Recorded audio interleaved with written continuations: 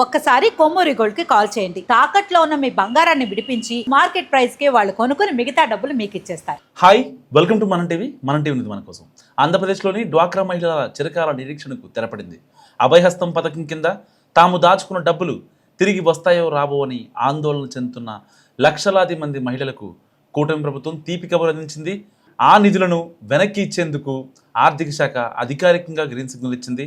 2009లో అప్పటి ఉమ్మడి ఆంధ్రప్రదేశ్ ప్రభుత్వం డ్వాక్రా మహిళల కోసం అభయహస్తం అనే సామాజిక భద్రతా పథకాన్ని ప్రవేశపెట్టింది. దీని ప్రకారం మహిళలు రోజుకు ₹1 చొప్పున ఏడాదికి ₹365 ప్రీమియం చెల్లిస్తే ప్రభుత్వం తన వాటాగా మరో ₹360 జమ చేస్తుంది. ఇలా 60 ఏళ్లు నిండిన మహిళలకు నెలకు 500 పెన్షన్ ఇవ్వడం ఈ పథకం ప్రధాన ఉద్దేశం.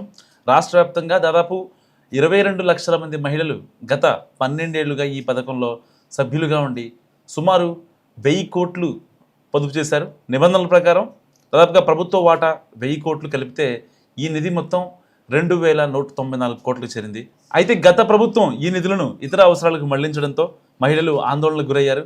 అధికారంలోకి వచ్చాక ఇచ్చిన హామీ మేరకు డ్వాక్రా మహిళల సొమ్మును వడ్డీతో సహా తిరిగి ఇచ్చేందుకు ప్రభుత్వం సిద్ధమైంది.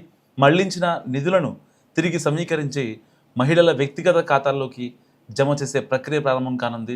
ఈ నిర్ణయంతో 22 లక్షల మంది మహిళలకు ఆర్థికంగా వెసులుబాటు కలుగుతుంది. ప్రస్తుతం ప్రభుత్వం అమలు తెచ్చిన ఇతర పథకాలతో పోలిస్తే అభయహస్తం పెన్షన్ తక్కువగా ఉండడంతో చాలామంది మహిళలు తమ అసలు సొమ్మును వెనక్కి తీసుకోవడానికి మొగ్గు చూపారు.